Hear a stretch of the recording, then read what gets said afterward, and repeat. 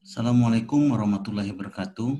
Terima kasih kepada host, Bapak-bapak, ibu-ibu, saudara yang saat ini berkenan hadir dalam program Cangkruan Sehat ala Dr. Libriansah. Sebelum saya lanjutkan, izinkan saya memperkenalkan program ini terlebih dahulu. Program Cangkruan Sehat ala Dr. Libriansah ini adalah program yang dibuat untuk memberikan informasi dan saling sharing di bidang kesehatan dari narasumber-narasumber yang berkompeten. Rencana daripada kegiatan ini akan dilakukan secara rutin 2 minggu sekali pada hari Kamis di jam yang sama dengan topik yang berbeda. Akan ada 3 bentukan acara. Pertama, acara yang diberikan kepada masyarakat secara umum. Yang kedua, acara yang topik-topiknya khusus bagi para dokter. Dan yang ketiga adalah acara bagi tenaga kesehatan lain di luar dokter. Nanti pemberitahuan terhadap kegiatan acara ini akan dibuat flyer, dan untuk kontak lebih lanjut, informasi lebih lanjut mengenai acara ini dapat menghubungi host, yaitu Mbak Gerdaning, di nomor telepon 0856 3033 943. Sebelum kita lanjutkan, saya memperkenalkan para pengawak daripada acara ini. Pertama adalah Dr. Alfadia Irbah Aliza Putri. Ini adalah putri saya, lulusan Fakultas Kedokteran Universitas Sriwijaya, dan saat ini beliau berpraktek di salah satu rumah sakit di Palembang. Kemudian yang kedua adalah Dr. Ega Skartika.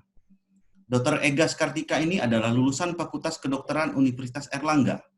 Saat ini beliau berpraktek di salah satu klinik di Surabaya. Dan sebagai host yaitu Gerdaning Tias Jatmiko, sarjana psikologi, master psikologi, adalah seorang psikolog lulusan dari Fakultas Psikologi Universitas Muhammadiyah Malang, berpraktek secara mandiri di Sidoarjo sebagai seorang psikolog. Saya sebagai penanggung jawab acara ini adalah Dr. Libriansah, spesialis penyakit dalam, Magister Manajemen Finasim. Saya lulusan dari Fakultas Kedokteran Universitas Sriwijaya, baik itu sebagai dokter umum maupun sebagai dokter spesialis penyakit dalam. Saya melanjutkan Magister Manajemen khususnya di bidang sumber daya manusia di Fakultas Pasca Sarjana Universitas Bina Dharma Palembang. Dan menyelesaikan S3 saya selesai tahun 2012 di Fakultas Kedokteran Universitas Airlangga dalam bidang ilmu kedokteran. Saya mengambil spesialis 2 atau subspesialis atau konsultan endokrin, metabolik, dan diabetes di Fakultas Kedokteran Universitas Airlangga. Saat ini saya bekerja sebagai dokter spesialis penyakit dalam di Rumah Sakit Angkatan Laut Dr. Ramelan, Surabaya. Untuk mempersingkat waktu, pada sesi yang pertama ini, materi kita adalah mengenal diabetes. Saya akan men-share slide-nya. Nanti kita akan melakukan tanya jawab, bisa lewat chatting, di kolom chatting, dan nanti akan dipandu oleh Dr. Ega Skartika.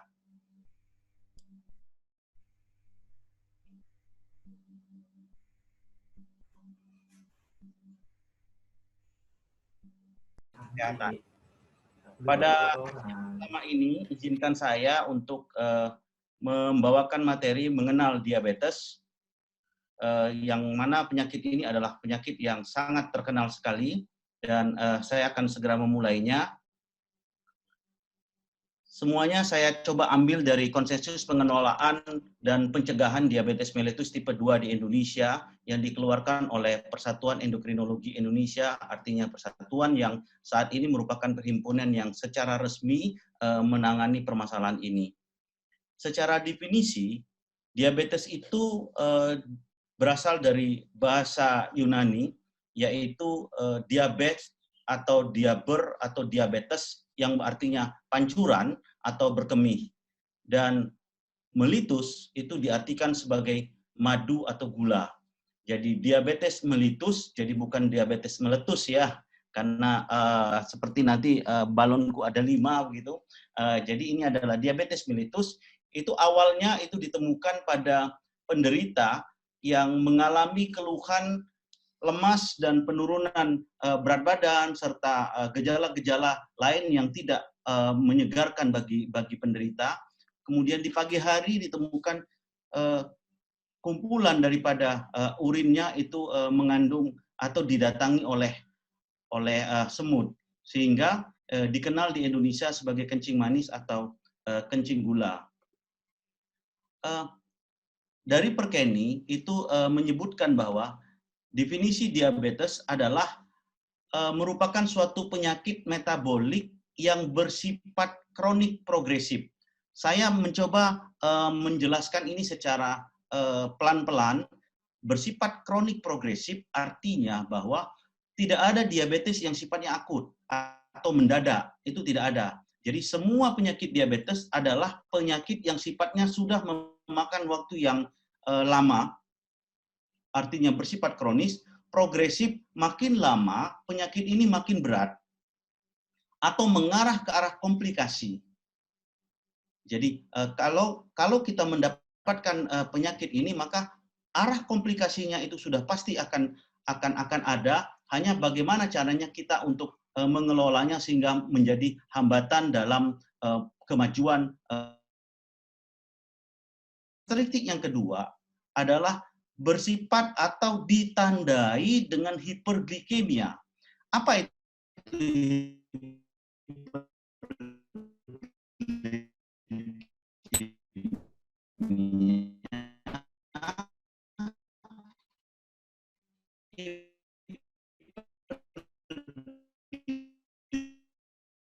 Tetapi atau pada kemih, tetapi sekarang itu patokannya adalah memeriksa kadar gula darah di dalam tubuh seseorang.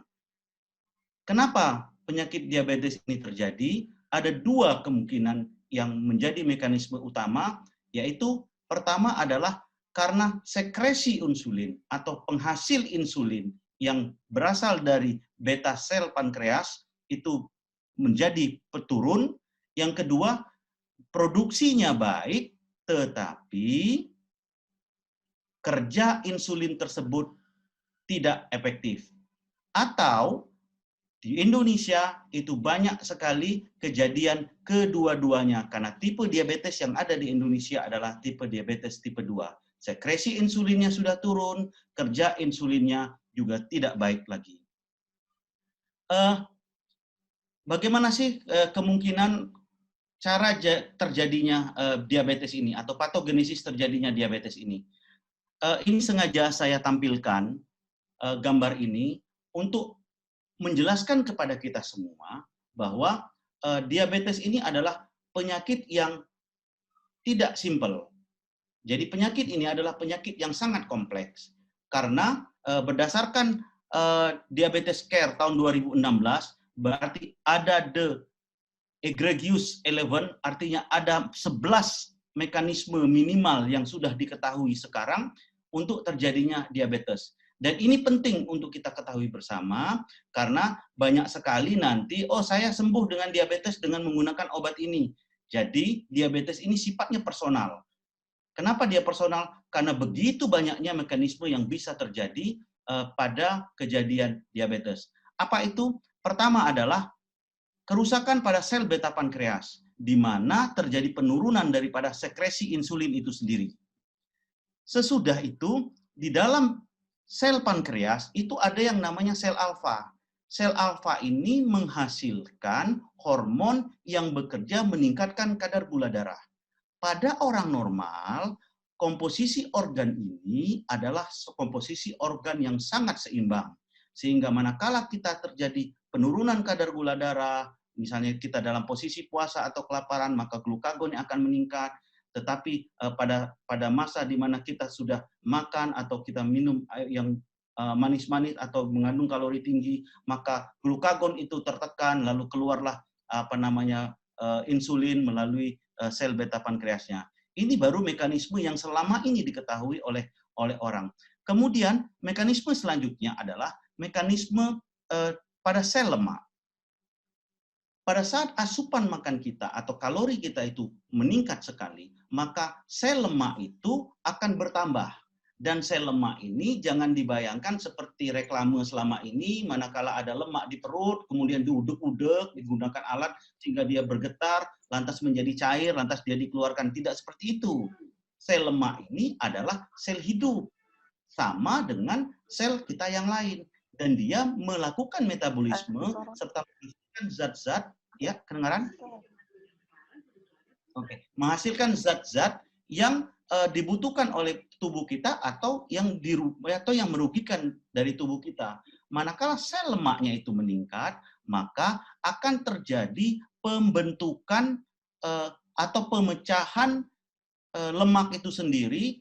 Dan pemecahan lemak ini menyebabkan terjadinya peningkatan kalori atau peningkatan kadar gula darah 4 kali daripada karbohidrat. Jadi sangat penting kita memandang bagaimana mekanisme metabolisme yang berada di sel lemak. Kemudian yang keempat adalah otot. Di otot ini adalah bagaimana gula itu dimanfaatkan sebagai tenaga di otot. Tetapi pada beberapa orang, sel ototnya tidak bekerja dengan baik, tidak memanfaatkan glukosanya dengan baik atau gulanya dengan baik untuk menghasilkan energi. Misalnya pada orang-orang yang sedentary life atau tanda kutip yang malas bergerak. Sebenarnya bahasa kasarnya itu adalah orang yang malas-malasan begitu ya. Itu menumpuk di situ menjadi lemak lagi dan tidak dapat dimanfaatkan dengan baik oleh otot. Yang kelima adalah organ yang sangat penting, itu adalah hati. Hati ini ada 2 fungsinya. Pertama adalah menyimpan glukosa yang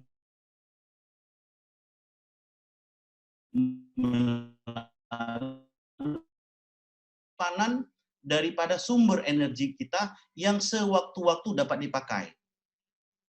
Tetapi pada satu posisi di mana glikogen atau asupan makan itu sudah terlalu banyak, mungkin karena banyak memang makannya atau asupan energinya banyak, tetapi pengeluarannya itu sedikit, sehingga terjadi tumpukan gula di situ yang tidak bisa dikerjakan oleh menjadi glikogen lagi, maka gula darah kita akan meningkat. Atau karena proses sesuatu stres pada hati itu menyebabkan terjadinya peningkatan apa yang disebut dengan pembentukan gula dari glikogen yang disebut sebagai gluconeogenesis. Ini juga menyebabkan terjadinya peningkatan kadar gula darah. Hal-hal yang seperti ini adalah hal-hal baru yang diketahui sehingga nanti dalam setiap proses pengobatan seorang dokter itu akan menilai kira-kira ini kelainan berada di mana. Jadi sekali lagi, ini sengaja saya sangat jelaskan dan pelan-pelan kita sama-sama mengerti agar jangan sampai nanti, ada yang bercerita, saya menggunakan obat ini, cocok untuk saya. Iya, cocok untuk yang pasien A atau orang A, tetapi belum tentu cocok untuk kondisi yang lain, begitu, untuk pasien yang lain atau untuk orang yang lain. Proses yang selanjutnya adalah otak.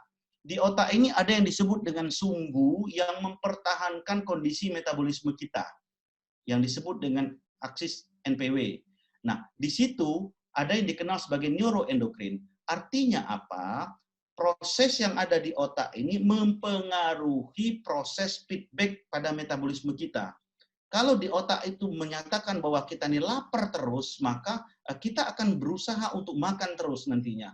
Karena tidak ada sinyal kenyang pada tubuh kita. Atau ada yang disebut dengan resistensi leptin atau sebagainya. Itu juga dipengaruhi oleh otak. Disfungsi daripada atau tidak berfungsinya neurotransmitter yang baik pada otak menyebabkan orang itu lupa apakah dia sudah makan atau belum karena semuanya dalam posisi lapar terus.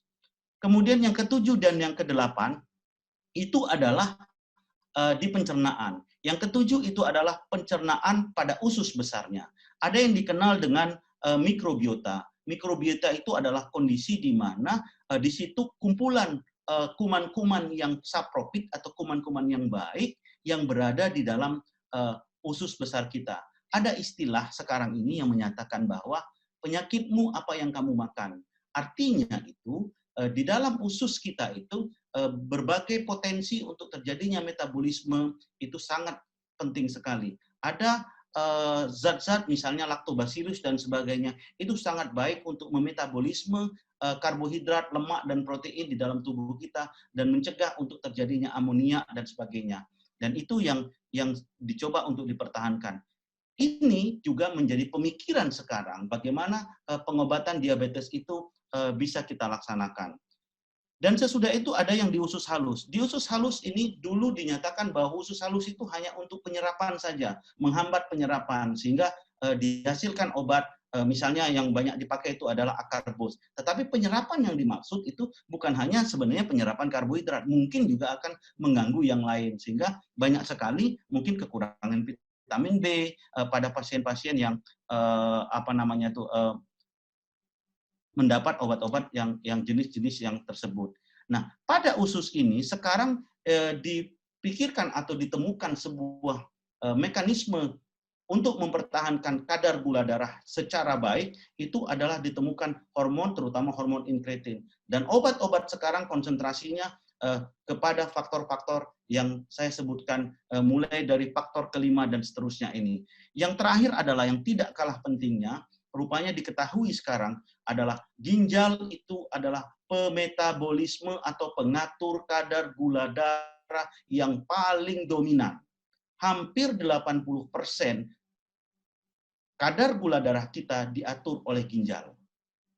Jadi ada pasien yang kadang-kadang bertemu dengan kita kemudian datang, "Dok, saya dulu itu kadar gula darahnya tinggi banget. Sekarang dengan penggunaan obat ini saya kadar gula darahnya tidak tinggi lagi. Sudah teratur terus, bahkan di bawah 150, mungkin saja kecenderungan untuk terjadi hipoglikemia.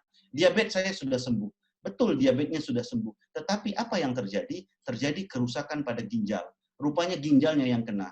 Karena hampir 80% lebih bahwa absorpsi pada ginjal dan pencegahan pembentukan gula yang baru itu berasal daripada ginjal atau diatur oleh ginjal. Nah, mekanisme-mekanisme inilah yang sekarang dijadikan dasar untuk pengobatan penyakit diabetes secara holistik atau secara menyeluruh. Jadi tidak langsung kadar gula diberi obat ini itu. Tidak seperti itu. Inilah yang akan menjadi dasar para dokter untuk melakukan pemberian obat. Saya lanjutkan.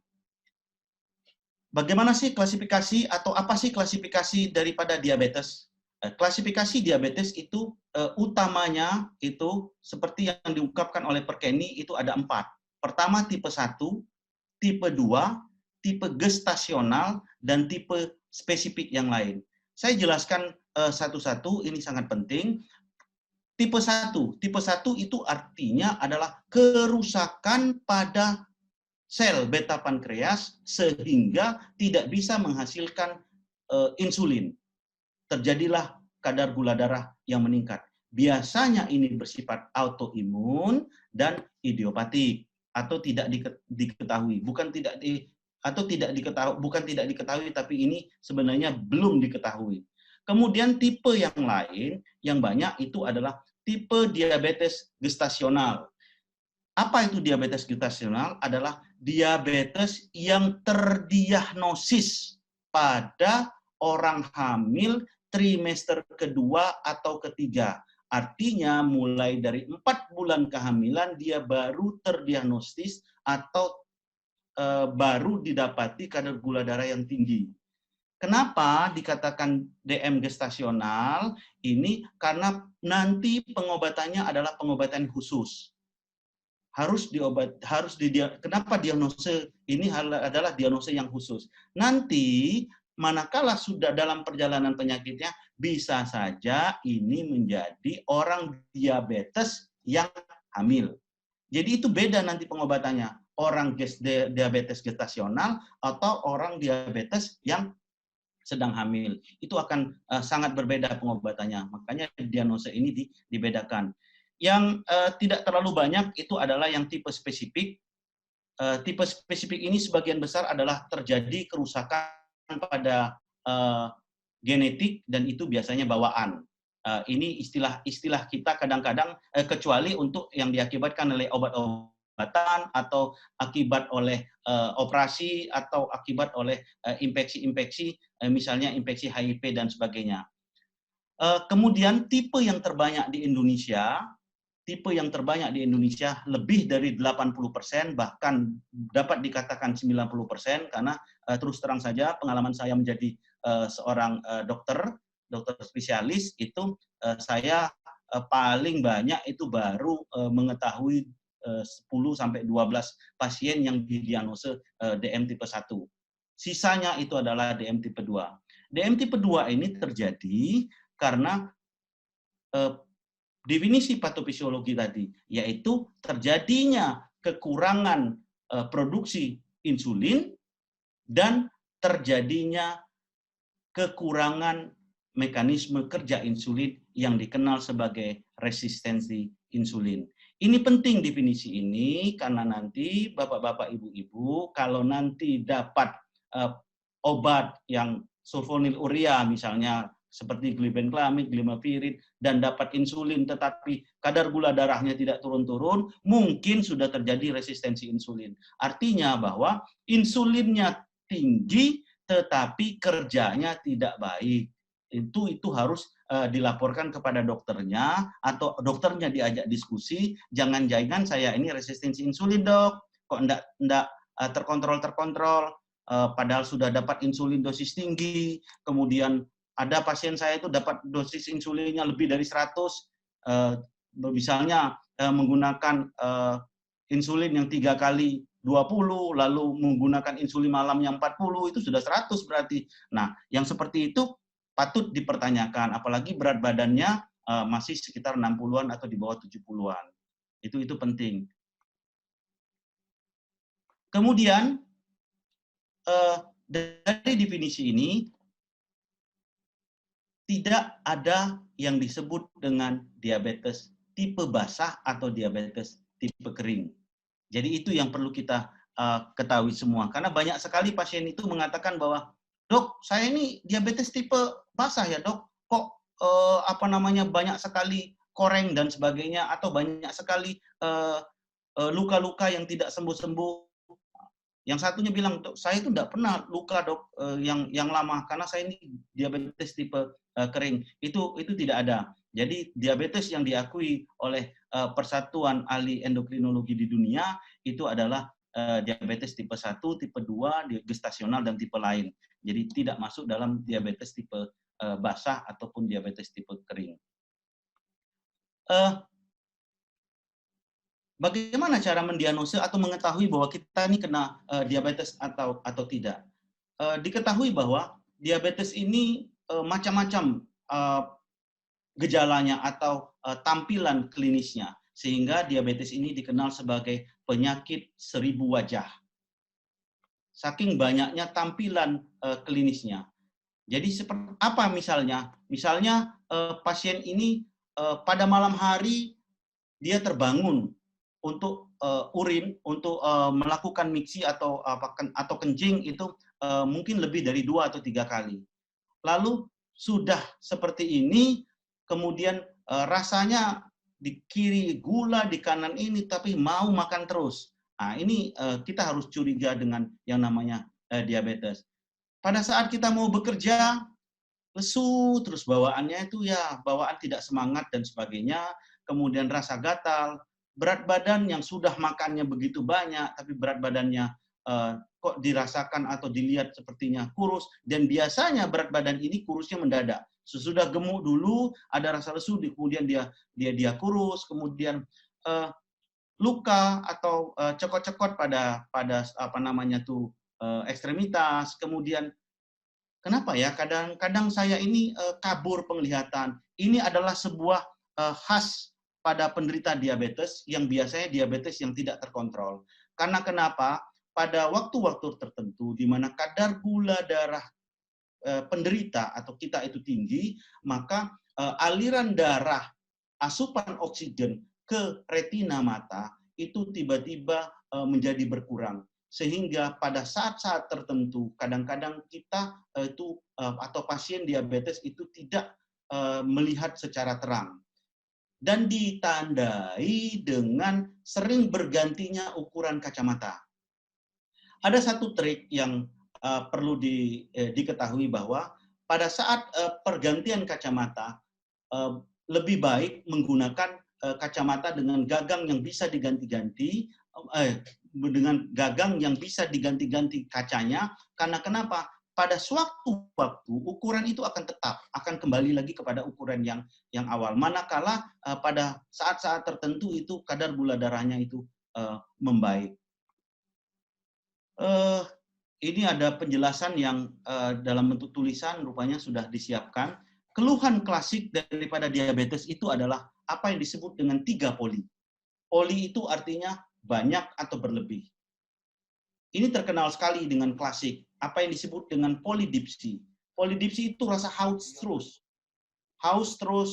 dan berkeinginan untuk minum terus, seperti istilah orang itu seperti orang minum air garam gitu ya. Rasa haus terus walaupun sudah minum masih haus. Kemudian poliuri. Ini terjadi, dua mekanisme ini terjadi karena kadar gula darah yang tinggi menyebabkan terjadinya kekentalan pada darah, dan itu menyebabkan terjadinya proses difusi sehingga kita merasa haus, diasup dengan air, kemudian lewat ginjal itu difiltrasi lalu dikeluarkan lagi. Dan karena proses ini juga menyebabkan rasa atau kondisi perangsangan terhadap rasa lapar itu terus-menerus ada. Jadi tidak ada rangsangan untuk menyatakan bahwa kita sudah kenyang, sehingga kita berkeinginan untuk makan terus. Akhirnya bahwa ini merupakan suatu satanic circle atau lingkaran setan yang harus kita putuskan dan harus kita tangani dengan segera. Keluhan tambahan adalah berat badan yang menurun dengan cepat, badan yang lemah, kemudian kesemutan, rasa gatal, mata kabur, kemudian luka sukar sembuh, dan yang paling banyak, yang banyak juga tetapi paling jarang untuk dikeluhkan itu karena merasa malu adalah gairah seksual itu menurun. Bagaimana cara kita mendiagnosisnya sesudah kita mengetahui gejala-gejala tadi? Atau walaupun tidak timbul gejala tadi, karena ini adalah penyakit dengan 1000 wajah, maka kita mencoba menegakkan diagnostiknya. Dari definisi tadi sudah sangat jelas bahwa diagnostiknya adalah pemeriksaan kadar gula darah. Jadi bukan pemeriksaan kadar gula di urin, tetapi pemeriksaan kadar gula darah. Yang paling penting itu adalah pemeriksaan kadar gula darah puasa. Angkanya cukup antik, ini 126, karena kita menggunakan miligram per desiliter, tetapi kalau di luar negeri itu menggunakan milimol, angkanya bagus. Itu apa yang dimaksud dengan puasa? Puasa adalah kondisi tidak ada asupan kalori. Paling sedikit 8 jam, tetapi jangan juga lebih dari 12 jam, karena itu sudah bias jadinya. Nah, artinya boleh enggak kalau dia minum haus? Ya boleh, tetapi tidak boleh yang mengandung asupan kalori. Dan aktivitasnya adalah aktivitas yang biasa dia lakukan atau aktivitas sedang, ringan sampai sedang yang biasa dilakukan. Bukan berarti lantas puasanya karena sudahlah ini puasa, nanti mau dicek kadar gula darah, aku tidur aja. Tidak begitu. Kemudian yang paling penting dan banyak dipakai sekarang ini adalah pemeriksaan HbA1c. Ini paling mudah, tidak perlu puasa dan bisa dilihat menggambarkan kadar gula darah rata-rata dalam 3 bulan. Tetapi kita harus ketahui bahwa banyak sekali syarat yang harus dipenuhi dalam pemeriksaan HbA1c yang termasuk dalam National Glycohemoglobin Standar Program. Ini harus memenuhi standar ini. Nah, apa itu salah satu standarnya adalah orangnya tidak boleh anemi. Kemudian alatnya harus terstandarisasi. Nah, problemnya adalah di Indonesia itu tidak semua laboratorium itu memenuhi standar ini. Kalau sudah melihat kadar gula darah, puasa, dan HbA1c, maka inilah diagnosis kita.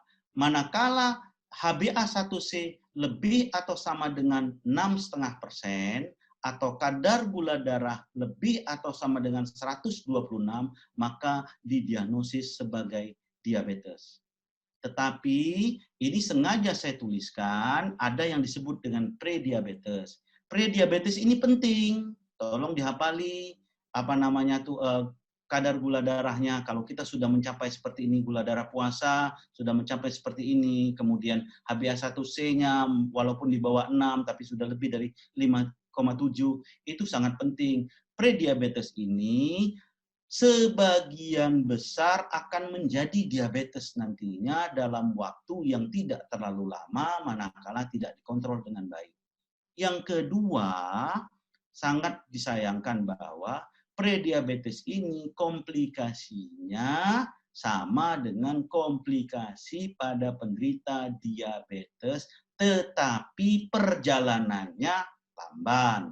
Misalnya pada orang diabetes mungkin saja bisa kena gangguan ginjal dalam 5 tahun, prediabetes mungkin ya 5,5 tahun atau 5 tahun lebih sedikit atau mungkin 10 tahun. Jadi kondisinya seperti itu. Artinya manakala kita sudah ada prediabetes, ayo kita cegah, ayo kita tangani. Nanti akan saya sebutkan bagaimana pengelolaan untuk mencegah jangan sampai menjadi diabetes atau diabetes ini agar menjadi baik dan terkontrol dengan baik. Ini saya tuliskan bahwa secara data tidak banyak laboratorium khususnya di Indonesia yang memenuhi kriteria NGSP. Ini sangat penting karena kenapa? Karena dalam pengelolaan diabetes ini kadang-kadang kita memiliki kesulitan untuk menegakkan bagaimana kriteria kontrol daripada diabetes ini. Sebab banyak sekali kita mendapatkan laboratorium yang belum terstandar itu melakukan pemeriksaan HbA1c sehingga kita tenaga medis khususnya endokrinologis itu sedikit susah untuk menerapi dan menegakkan diagnosis secara tegas. Banyak sekali karena ini alatnya mudah, mungkin saja murah tetapi belum terstandar dengan standar NGSP. Yang perlu diperhatikan adalah kelompok risiko. Apa itu kelompok risiko? Pertama, orang-orang dengan aktivitas yang kurang, kemudian orang-orang yang dikenal sebagai first degree relative diabetes mellitus, itu biasanya faktor keturunan. Misalnya kedua orang tuanya atau salah satu daripada orang tuanya itu ada diabetes. Atau tidak jelas orang tuanya ada diabetes, tetapi saudara kandungnya itu ada diabetes. Itu merupakan faktor risiko yang banyak dan faktor risiko yang tinggi. Lalu ada kelompok etnis atau ras tertentu. Ya kalau ini ya sudah given lah ya, artinya sudah pemberian. Kita tidak bisa waduh saya ini tidak mau lahir dari ras ini. Tapi alhamdulillah ras-ras yang ada di Indonesia itu rata-rata tidak terlalu berpengaruh dengan kondisi kelompok risiko ini. Lalu riwayat persalinan di mana ada bayi yang dilahirkan oleh ibu tersebut berat badannya lebih dari 4 kg atau sering terjadi keguguran dan terjadi prematur. Itu juga harus diwaspadai, jangan-jangan ini masuk dalam kelompok risiko. Kenapa ini penting? Nanti akan kita bahas. Lalu adanya riwayat hipertensi, baik itu riwayat hipertensi pada dirinya sendiri maupun riwayat hipertensi pada keluarga. Kemudian pernah memeriksa kadar kolesterol itu HDL dan triglyceride yang sangat penting, itu HDL-nya di bawah 35 dan trigliseridanya di atas 250, ini juga merupakan kelompok risiko. Lalu wanita-wanita dengan polycystic ovary syndrome. Apa itu polycystic ovary syndrome? Nanti ini saya merencanakan untuk membahasnya khusus. Ini biasanya terjadi pada wanita muda yang cenderung gemuk, atau wanita muda yang menstruasinya tidak terlalu teratur, atau wanita muda yang sulit sekali mendapatkan anak, keturunan padahal dia sudah menikah dan sudah melakukan kontak yang begitu baiknya. Jadi ini merupakan risiko yang tinggi juga. Dan ini mungkin nanti akan kita bahas. Mungkin saya akan mencoba mencari narasumber yang kompeten untuk membahas masalah ini, karena ini banyak sekali ditemukan dan banyak sekali di dalam praktek itu kita temui. Kemudian riwayat prediabetes dengan kriteria yang tadi, jadi kalau sudah ada satu kali saja kita ada riwayat prediabetes, maka kita masuk dalam kelompok risiko tinggi untuk terjadinya diabetes. Dan yang paling banyak itu adalah karena obesitas. Obesitas ini sekarang merupakan time bomb disease istilahnya. Jadi penyakit bom waktu. Dalam laporan yang dilakukan oleh Amerika Serikat, bahwa dinyatakan bahwa lebih dari 50% penduduk Amerika yang berusia di atas 18 tahun masuk dalam kriteria obesitas. Baik itu obesitas tingkat 1 maupun itu obesitas tingkat, apalagi itu obesitas tingkat 2. Nanti saya kira ini juga bahasan yang penting kita lakukan. Mungkin untuk selanjutnya, diskusi selanjutnya kita beberapa bahasan ini akan kita bahas karena banyak sekali kita jumpai. Yang terakhir adalah penyakit jantung.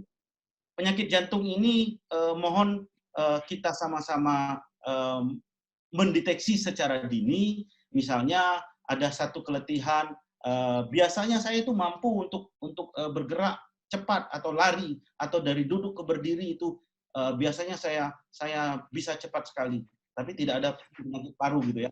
Tetapi kok sekarang kok saya baru naik dua langkah saja kok, atau melakukan kegiatan ngejar cucu atau ngejar anak, kalau misalnya itu kok sudah terasa sesak begitu. Nah, kemudian sering sekali masuk angin, nah itu juga harus diwaspadai. Nanti penyakit jantung ini juga akan kita coba untuk menjadi bahan sharing kita. Saya lanjutkan ya, biar kita ini mengerti pelan-pelan saja. Nanti kalau ada yang bertanya silakan di kolom chat, itu akan kita buka nanti. Kemudian kenapa sih diagnosis ini diabetes ini sangat penting? Ini jangan-jangan Dr. Libri hanya nakut-nakutin saja ya gitu.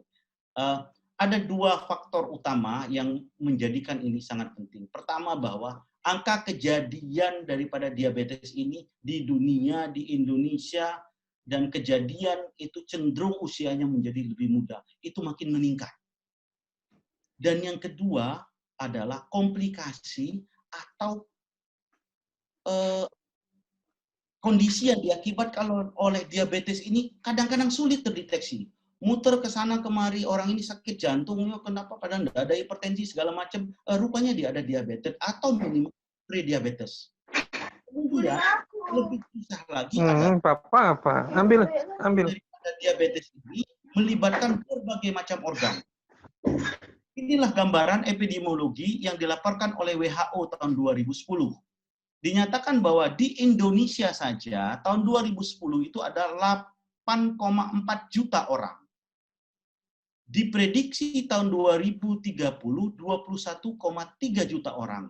Tetapi laporan WHO di tahun 2020 ini saja Indonesia sudah 16,4 juta orang terjadi diagnosis diabetes. Kenapa dia ditegakkan diagnosis diabetes? Artinya itu ya orang yang sudah melakukan pemeriksaan kadar gula darah sehingga ditegakkan diagnosis diabetes. Apakah banyak yang lain? Banyak. Yang tidak berobat itu banyak. Yang tidak pernah memeriksa kadar gula darah itu banyak. Nah, artinya ini sangat banyak sekali kejadiannya. Ini adalah gambaran yang dilaporkan oleh Riskesdas tahun 2018, mulai dari 2013 sampai 2018. Yang tertinggi itu adalah Kalimantan Barat, Maluku, Riau, kemudian Nangro Aceh Darussalam, lalu Jawa Timur termasuk diantaranya. Yang terendah itu adalah di Papua dan Nusa Tenggara Timur. Kenapa ini terendah? Kemungkinan karena dari aktivitas dan pola hidupnya mereka masih natural sekali. Makanannya masih makanan yang baik. Sedangkan kita ini kadang-kadang ya junk food atau fast food itu adalah makanan-makanan yang paling enak untuk kita makan dan kita bergaya dengan makanan-makanan yang seperti itu. Ini adalah laporan Balitbangkes atau Badan Penelitian dan Pengembangan Kesehatan Kementerian Kesehatan di tahun 2016. Dinyatakan bahwa di tahun 2019, di tahun 2019 kemarin, 1 tahun yang lalu, Riskesdas itu menyatakan 8,5% penduduk Indonesia yang berumur 15 tahun yang dilakukan pemeriksaan kadar gula darah. Jadi kita mengetahui bahwa ini diperiksa kadar gula darahnya, umurnya 15 tahun atau lebih, didiagnosis sebagai diabetes itu 8,5%. Banyak enggak orang-orang yang umurnya di bawah atau di atas 15 tahun yang tidak periksa kadar gula darah? Banyak. Mungkin ada di antara kita itu tidak pernah melakukan pemeriksaan kadar gula darah umur sudah 15 tahun ke atas. Sedangkan yang terdeteksi itu adalah 8,5%. Ini Riskesdas, Riset Kesehatan Dasar Kementerian Kesehatan Indonesia tahun 2018 yang di-sharing atau dipublish di tahun 2019. Akibat atau komplikasi diagnostik tadi sulit dan banyak sekali multi organ. Bagaimana itu? Inilah salah satu gambaran komplikasi yang diakibatkan oleh diabetes. Pertama, 25 kali lebih banyak menyebabkan kebutaan, minimal penurunan penglihatan. Pada diabetes itu tidak disebutkan sebagai kebutaan atau blind, tetapi disebutkan sebagai loss of vision, hilangnya penglihatan. Kenapa? Karena gradasi, pelan-pelan. Menurut saya, kalau hilangnya penglihatan itu ya sama dengan buta, itu 25 kali lebih tinggi daripada orang yang tidak kena diabetes. Stroke kejadiannya adalah 2 kali lebih tinggi daripada orang yang tidak ada diabetes. Serangan jantung juga begitu. Dan yang lebih menakutkan lagi adalah kerusakan ginjal akibat cuci darah, manakala kita tarik ke belakang, itu adalah sebagian besar atau 17 kali lebih banyak orang yang menderita diabetes daripada orang yang tidak menderita diabetes yang mengalami cuci darah. Kita ketahui bahwa dari riset tentang biaya kesehatan yang tertinggi itu adalah nomor 2 tertinggi itu adalah penanganan gagal ginjal dan yang pertama itu adalah jantung. Dan itu diakibatkan dasarnya yang tertinggi itu adalah dari diabetes. Coba kita bayangkan bagaimana mengerikannya penyakit ini kalau seandainya tidak dikontrol dengan baik. Lalu terjadinya gangren dan tingginya angka amputasi, kemudian menyebabkan impotensi sehingga menyebabkan hubungan keluarga itu menjadi tidak harmonis. Sebagian besar itu diakibatkan oleh diabetes. Data yang dilakukan oleh Armstrong mengatakan bahwa setiap 20 detik ada 1 kaki yang diamputasi, baik itu amputasi 1 jari, amputasi di di bawah sendi maupun amputasi di tempat lain itu terjadi akibat diabetes. Setiap 20 detik. Coba bayangkan mungkin ini sudah lebih dari 30 menit mungkin saya berbicara, sudah berapa banyak amputasi yang terjadi. Itu laporan daripada Armstrong tahun 2013. Angka kematian itu setiap 7 detik ada kematian diakibatkan oleh diabetes. Setiap 7 detik ada kematian diakibatkan oleh diabetes. Alhamdulillah ada penurunan angka kematian. WHO tahun 2014, ini tahun 2013 ya Armstrong, lalu tahun 2014 WHO menyatakan bahwa angka kematian berkurang sedikit. Kalau tadi 7 detik, sekarang setiap 10 detik ada orang yang meninggal karena diabetes dan komplikasinya. Kenapa ini tidak heboh? Karena itu tadi, diabetes ini progresif dan bersifat kronis. Lama dia, tidak ada yang bersifat akut. komplikasinya tuh lama, sehingga kalau ada terkabar orang meninggal, oh si A meninggal, iya kena diabetes lama, oh iya karena dia sudah kena diabetes. Seolah-olah kita sudah siap untuk menerima tanda kutip kematian itu akibat diabetes. Makanya ini yang harus kita waspadai. Yang ditakutkan bukan masalah meninggalnya, tetapi ketidakmampuan kita dalam melaksanakan kehidupan sehari-hari akibat komplikasi daripada diabetes. Lalu, bagaimana caranya? Tentu kita, kalau sudah terkena diabetes, tentu harus dikelola. Dan tujuan daripada pengelolaan itu harus tegas. Yang baik adalah bagaimana menghindari atau mencegah jangan sampai menjadi diabetes. Kalau kita sudah punya pre-diabetes, ya sudahlah stop sampai pre-diabetes. Paling tidak itu bisa kita hambat. Ya kalau misalnya mau kena gagal ginjal, umur kita sekarang misalnya 40 atau 50, mau kena gagal ginjal misalnya 30 atau 40 tahun yang akan datang, ya enggak apa-apa lah umur 90 tahun ya kena gagal ginjal, ya mungkin bukan karena memang harus kena gagal ginjal akibat diabetes, tapi memang ginjalnya udah capek banget, sudah 90 tahun dipakai. Mungkin ya seperti itu. Kalau yang seperti itu mungkin kita rela juga ya, enggak jadi permasalahan. Jadi tujuan daripada pengelolaan atau penata laksanaan diabetes atau pengobatan diabetes itu adalah pertama, menghilangkan keluhan dan gejala. Mempertahankan rasa nyaman dan sehat. Karena kenapa? Orang yang kena diabetes itu banyak sekali keluhannya. Yang paling tidak mengenakkan itu adalah rasa tidak nyaman atau misalnya pegal-pegal, kesemutan, atau rasa lesu dan tidak bergairah. Itu yang paling banyak terjadi pada orang diabetes. Kalau dia hilang nafsu makan ya mungkin salah satu jalan untuk mengontrol kadar gula darahnya. Tetapi pada posisi di mana dia kehilangan mood atau kehilangan gairah hidup itu ya tidak enak sekali pada orang dengan diabetes. Kemudian untuk jangka panjangnya adalah mencegah penyulit. Penyulit itu apa? Komplikasi tadi. Jadi kita coba untuk mencegah komplikasinya. Baik itu komplikasi pada mata, pada jantung, pada ginjal, pada seksual, pada yang lain-lainnya. Itu kita cegah penyulit itu untuk jadi. Paling tidak kita hambat sehingga ya kalaupun terkena 50 tahun lagi ya enggak apa-apa begitu. Makroangiopati dan mikroangiopati. Angiopati ini adalah pembuluh darah besar, pembuluh darah kecil dan saraf. Jadi pati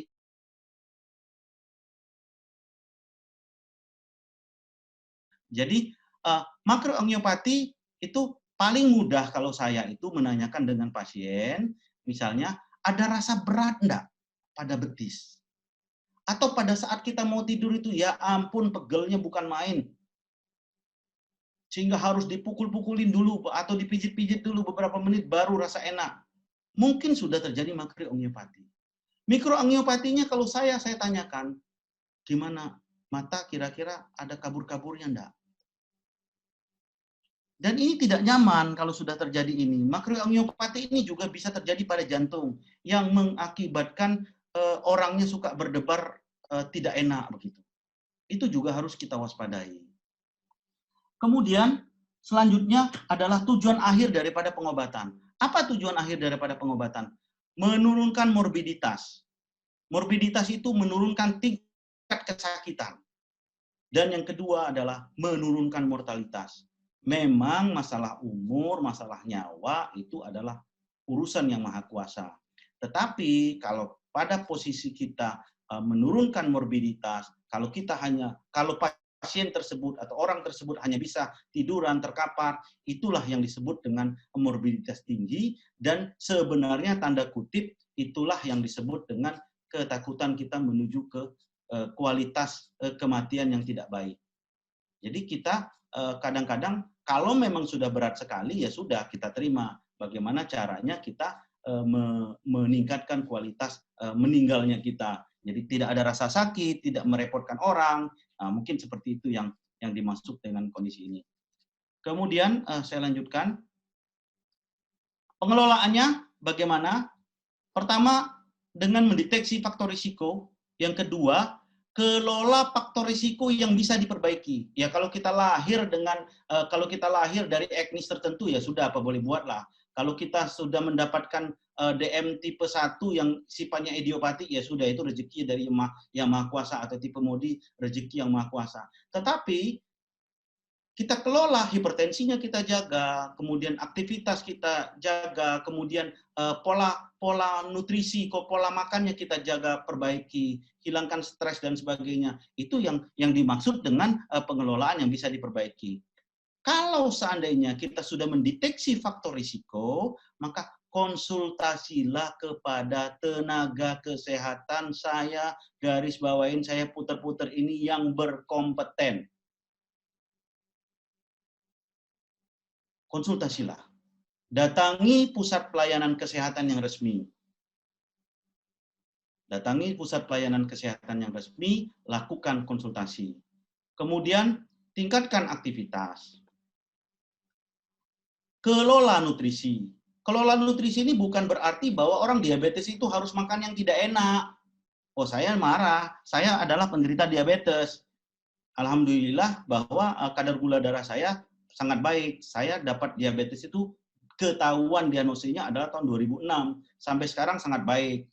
Jadi kadar gula darah saya sangat baik. HbA1c saya selalu di bawah 6. Jadi kelola nutrisi dengan baik. Ya mau makan yang enak lah. Sudah kena diabetes kita ndak enak makan, yang ndak enak rasanya bagaimana hidup itu, kan begitu. Kira-kira begitulah. Jadi betul-betul dikelola nutrisi ini dengan cara yang baik. Justru orang dengan diabetes itu harus berdekatan dengan tukang masak yang ahli. Karena dia akan menciptakan makanan yang enak dan bermanfaat. Nanti konsultasi dengan ahli gizi. Saya sudah meminta bantuan dengan salah seorang ahli gizi, berkenan enggak kalau seandainya itu dikonsuli. Beliau menjawab dia berkenan. Nanti mungkin di akhir nanti saya lagi menunggu apakah yang bersangkutan berkenan kalau seandainya kita nomor WA-nya kita cantumkan. Nanti itu akan saya tanyakan, saya belum mendapatnya. Tapi beliau biasanya berkenan, dan biasanya saya mengkonsulkan dengan yang bersangkutan, pasien-pasien saya, dan online pun, di telepon pun mau kok. Kemudian turunkan berat badan kalau terjadi obesitas. Naikkan berat badan kalau kita terjadi kekurangan berat badan. Atasi hipertensi. Sekali lagi, kontrol di fasilitas kesehatan manakala kita sudah mendeteksi salah satu daripada faktor risiko tadi. Ada 10 faktor risiko tadi. Lalu, kelola stres. Bagaimana cara mengelola stres ini? Saya mempunyai rumus 5S. Ini saya bentuk sendiri. Mudah sebenarnya cara menghafalkannya. Dan kalau itu kita kerjakan, sepertinya itu akan menyenangkan kita. Apa itu 5S? Pertama adalah senyum. Tetapi sebelum saya lanjutkan, tolong dengan istilah BNI. Batasi, nikmati, imbangi. Batasi, jangan kebanyakan senyum. Nikmatin senyum kita, jangan asal senyum saja, senyum yang dibuat. Kemudian imbangi, ya lihat-lihat situasinya lah, jangan sampai kita pada saat orang yang itu, jadi imbangi ya betul-betul mengelolanya itu pada tepat waktu, tepat tempat begitu. S yang pertama adalah senyum. S yang kedua adalah senandung. Jadi di kamar mandi boleh bersenandung. Jangan lupa bahwa aktivitas di dalam kamar mandi itu adalah aktivitas yang berat. Bahagiakanlah diri kita. Itu aktivitas yang membutuhkan energi yang tinggi. Dan kadang-kadang memancing emosi. Kalau tidak tuntas itu memancing emosi. Jadi bersenandunglah kita. Kalau yang santai-santai, minta maaf ini bukan karena agama, tetapi kalau saya contohkan, ya bersenandunglah dengan santai-santai sambil goyang-goyang sedikit. Subhanallah, subhanallah. Saya kira itu senandung yang bisa bermanfaat untuk menghilangkan stres. Kemudian yang ketiga adalah sport, olahraga. Sekali lagi bukan olahraga prestasi, tetapi olahraga yang menyenangkan hati. yang utamanya itu adalah olahraga dengan olahraga yang continuous. Kemudian yang keempat itu adalah dengan menumbuhkan rasa kasih sayang. S yang keempat adalah sayang. Menumbuhkan rasa kasih sayang. Kasih sayang dengan siapa saja, dengan apa saja. Misalnya kita punya hobi, sayangilah hobi kita. Punya hewan peliharaan, sayangi hewan peliharaan kita. Apalagi punya anak, sayangi anak kita. Perhatikan, itu akan menghilangkan stres yang begitu hebatnya. Dan itu akan menyebabkan pengeluaran daripada endorfin. Endorfin itu adalah zat yang menyebabkan rasa bahagia dari dalam tubuh kita. Itu makin banyak. Yang terakhir adalah sholat, sembahyang spiritual. Makin dalam seseorang melaksanakan spiritualnya, insya Allah stresnya akan makin berkurang atau hilang sama sekali. Yang ketujuh adalah obat-obatan sesuai dengan edukasi atau resep dokter. Jadi pengelolaan diabetes ini tolong betul-betul secara terintegrasi dan tanyakan dengan dokter dan minta tanyakan dengan tenaga pengobat bagaimana cara menggunakan obat ini. Kapan obat ini harus diminum, kapan obat ini harus disuntikkan, bagaimana caranya, itu harus ditanyakan dengan sejelas-jelasnya. Jangan malu-malu, karena kalau pengelolaan diabetes ini sangat baik, maka ada yang disebut dengan, istilah saya sendiri, saya buat itu, ada yang disebut dengan rainbow diabetes. Pelangi diabetes. Orangnya akan gembira. Mejiku hibiniu, merah, kuning, hijau, di langit yang biru. Wah, kita senang sekali dengan posisi itu. Jadi tidak akan tampak bahwa kita diabetes. Kita senang-senang saja. Memang kita manis kok. Kemudian pantau gula darah secara mandiri. Ini juga nanti merupakan topik yang akan saya ajukan, karena ini sangat penting pemantauan kadar gula darah mandiri ini. Tidak semua orang, bahkan mungkin tanda kutip ada juga tenaga kesehatan yang belum memahami bagaimana cara pemantauan kadar gula darah yang mandiri ini.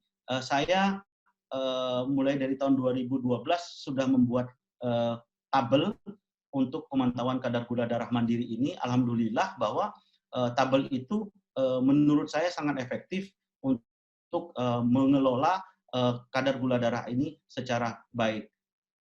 Pada zaman sekarang ada pemantauan kadar gula darah yang secara hebat sekali. Bagaimana saya katakan secara hebat? Yaitu menggunakan alat gadget saja.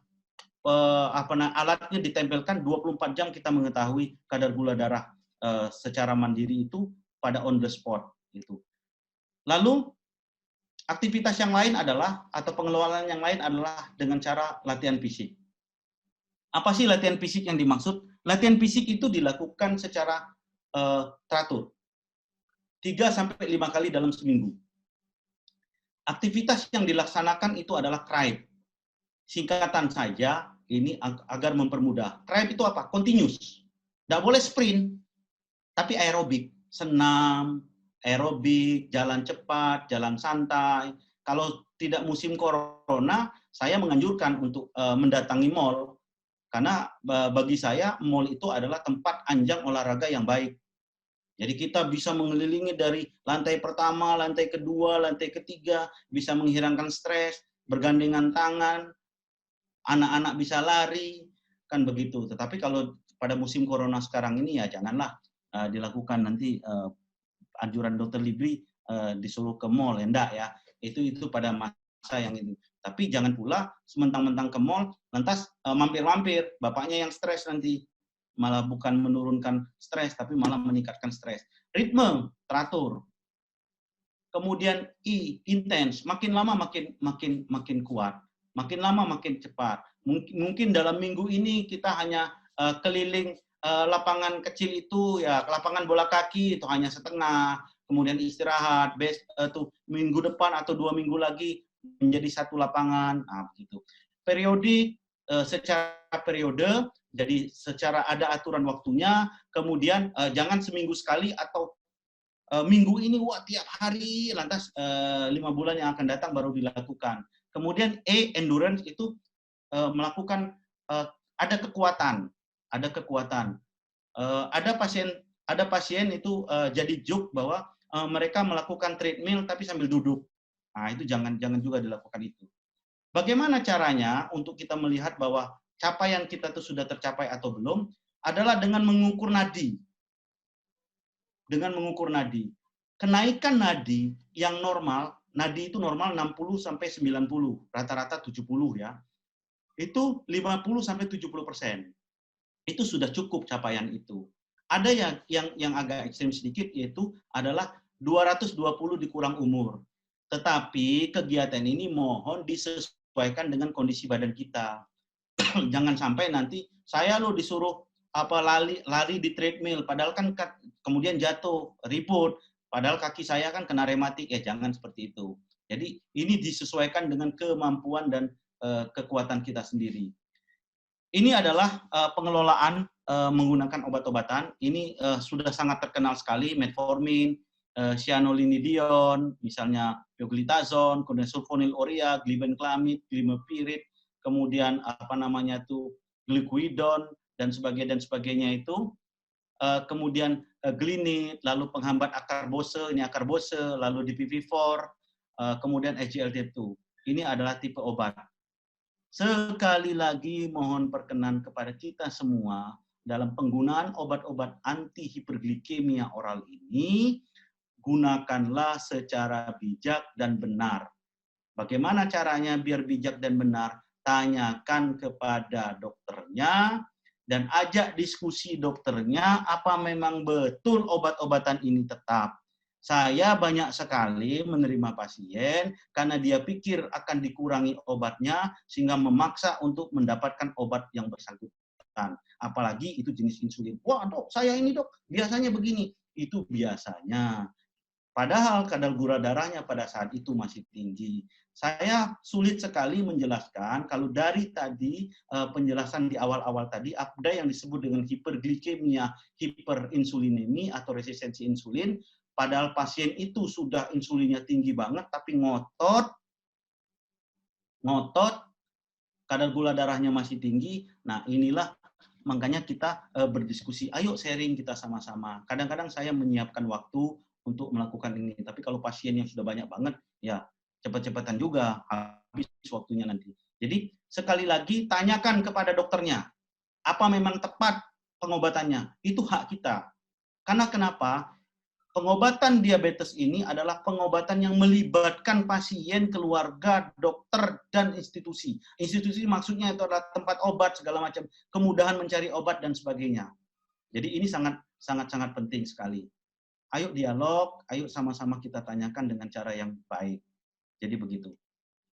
Mungkin itu saja yang bisa saya sampaikan. Waktunya cukup panjang ini tadi saya menjelaskannya. Minta maaf sudah hampir 1 jam saya menjelaskannya.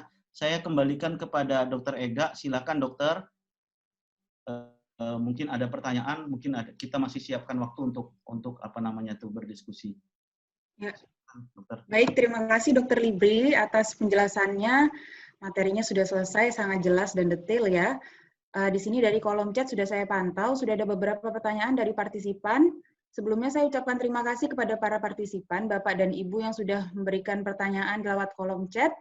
Akan saya bacakan beberapa pertanyaan, namun sebelumnya saya minta maaf karena mungkin tidak bisa semuanya saya bacakan. Baik, langsung saja untuk mempersingkat waktu. Ada pertanyaan pertama, dokter. Dari Ibu Serlina Silalahi, izin bertanya dok, apa saja yang mempengaruhi meningkatnya gula darah dan makanan apa saja yang dibatasi dan bagaimana menjaga pola makan? Untuk pertanyaan pertama, mungkin bisa langsung dijawab Dr. Libri. Terima kasih.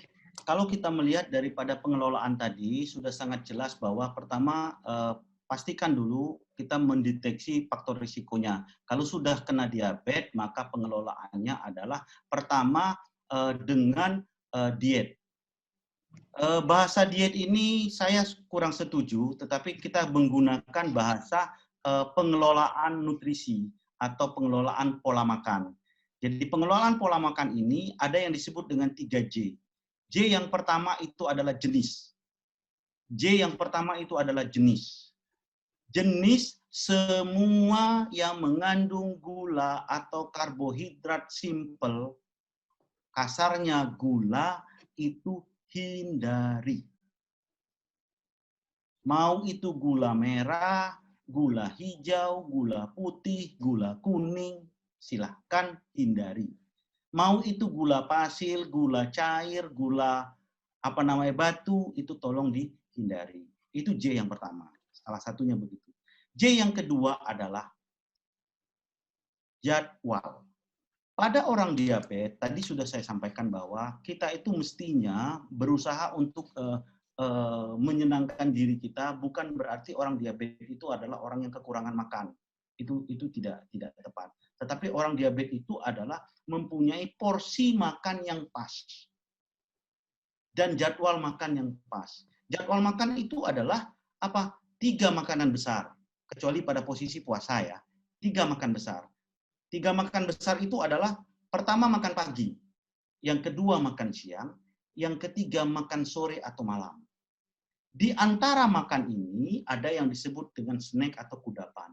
Kudapan atau snack ini makanlah buah-buahan yang mempunyai indeks glikemik yang rendah. Jangan makan durian. Kalaupun mau makan mangga, jangan 1. Ya, 1/4. Pisang, jangan 5. Pisang itu sangat baik, tapi jangan 5. Saya punya pasien, Bu makan pisang Bu. Ya besoknya dia makan pisang, 5 saya rupanya itu. Nah, kemudian pada makanan-makanan kita, usahakan perbanyak sayur-sayuran yang berwarna. Karena itu juga mengandung serat dan menahan kita untuk tidak cepat lapar. Saya mengambil istilah, saya mengamati atau membuat istilah karena saya kebetulan sekarang posisinya di Surabaya dan di Jawa Timur ini belum terlalu lama. Saya lihat bahwa pasien saya itu ada istilah saya, itu adalah namanya diabetik pecelan. Sudah pernah dengar? Diabetik pecelan. Saya meminta pasien itu makan sayur yang banyak. Rupanya di Jawa Timur ini, karena kekurang tahuan saya, atau saya tidak terlalu gaul, rupanya hanya ada 2 tipe sayur yang ada di Jawa Timur ini, yang paling banyak. Pertama itu adalah pecel, yang kedua adalah urapan. Keduanya mengandung gula merah yang banyak. Jadi kalau yang dalam definisi perbanyak makan sayur itu, saya tidak melarang untuk makan pecel, tapi kurangi gulanya, Kemudian J yang ketiga itu adalah tadi jadwal ya, jumlahnya disesuaikan dengan berat badan dan aktivitas. Nah, nanti mohon perkenan itu nanti kita kita mintakan nanti ahli gizi untuk sekali-sekali mengisi acara kita. Tolong itu Mbak Gerda dan Dr. Ega kita catat tadi beberapa poin itu, segera akan kita carikan yang ahli dalam bidang tersebut untuk acara selanjutnya nanti akan kita sama-sama kita laksanakan. Di sini juga ada WhatsApp untuk informasi ya, silahkan nanti bertanya-tanya dan itu dipegang oleh host atau Mbak Gerdaning. Jadi bisa nanti komunikasinya kita untuk selanjutnya. Saya kira kemudian yang kedua, makanan apa ya itu tadi J, dan bagaimana cara pengelolaan makannya. Saya kira itu sudah terjawab dengan 3J tadi. Silakan selanjutnya. Menyambung tadi dokter kan tentang diet ya. Ini ada pertanyaan yang menarik dari Ibu Darin Cerebrina Arfi Putri. Izin bertanya dokter, apakah diet ketogenik atau low carb memang bagus untuk mencegah diabetes? Namun bagaimana kira-kira ya dok kalau efeknya terhadap penyakit lain? Mungkin langsung dijawab dokter. Ya, untuk diet ketogenik ini saya kira saya juga nanti akan mencoba untuk melakukan penjelasan, mungkin ahli gizi atau dokter fisiologi nanti yang akan, saya punya teman yang ahli fisiologi untuk menjelaskan. Tetapi pada prinsipnya sederhana, yang aman itu adalah diet yang seimbang. Diet ketogenik itu saya berada di antara setuju dan tidak setuju. Karena saya masih belum menemukan satu mekanisme yang terbaik kenapa diet ketogenik itu dilakukan. Pada orang diabetes, yang paling berbahaya ada yang disebut dengan komplikasi akut diabetik, itu adalah diabetik ketoasidosis. Di mana pasiennya kadar gula darahnya tinggi atau tidak terlalu tinggi, di atas 250 atau 200, itu mempunyai keton yang positif dan bisa menyebabkan asidosis, atau orang yang dengan euglycemic ketosis. Nah, jadi saya masih belum sependapat dengan dengan diet ketogenik ini. Nanti kalau saya ditanya, "Dok, boleh enggak saya sebagai penderita diabetes tetapi melakukan diet ketogenik?" Kalau ditanya ke saya jawab, untuk saat ini saya kurang setuju.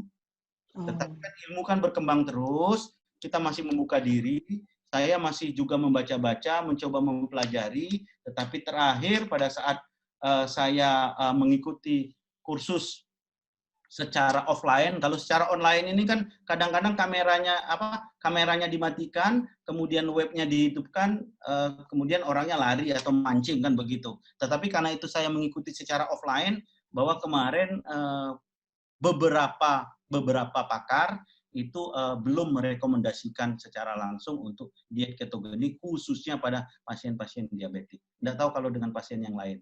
Saya kira jawaban saya seperti itu ya. Baik, terima kasih dokter. Mbak Gerdaning, kita masih bisa lanjut ya? Mungkin masih bisa. Masih bertahan. Masih bisa dokter, jam 5:18. Mau dilanjutkan atau bagaimana? Baik, mungkin ya, Ibu-ibu ya. Dilanjutkan dulu ya dokter. Baik dokter, ini ada pertanyaan lagi. Pertanyaan berikutnya dari Mevana Reza Trianita. Assalamualaikum dokter, izin bertanya, kalau tante saya atau adik ayah saya punya diabetes, apakah saya juga jadi ada risiko diabetes? Apa yang bisa saya lakukan untuk mencegahnya dokter? Kalau dalam literatur atau dalam penelitian yang ada, itu adalah orang yang dengan satu garis keturunan ya. Tetapi kita mengetahui juga bahwa beberapa laporan mengatakan bahwa itu kan bisa saja karena adik atau saudaranya, salah satu daripada saudara orang tua kita. Artinya orang tua kita ini jangan-jangan ada diabetes yang belum terdeteksi atau Windows period dan turun ke kita. Bisa saja, bukan berarti bahwa itu bukan turun ke kita, bisa saja itu menyebabkan terjadinya faktor risiko yang makin meningkat. Jadi sebaiknya kalau sudah yang seperti itu kan hanya satu jalur ke atas ya, satu tingkat ke atas, itu kita harus waspadai. Lebih baik mendeteksi secara dini kemungkinan kejadian daripada diabetes ini.